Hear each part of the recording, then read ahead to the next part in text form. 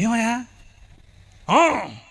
నాకు అహం, వీళ్ళు దాసులు, వీళ్ళ మీద ఇంకా పని పెట్టండి, అన్నమేయకండి అని అన్నాడు.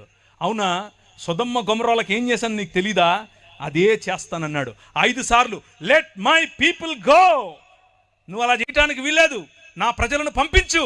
ఇశ్రాయేలు ప్రజలపైన నువ్వు అలా ప్రతాపం చూపించడం కరెక్ట్ కాదు, వాళ్ళపైన అంత శ్రమ మంచిది కాదు, పంపించు అని అంటే అన్నాడు.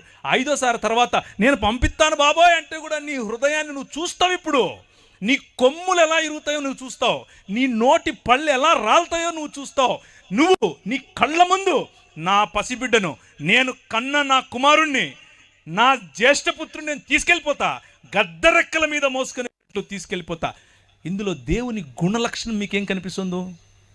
మీరు మీ ఇంట్లో పనిచేసే వ్యక్తి పైన ప్రతాపం చూపిస్తే దేవుడు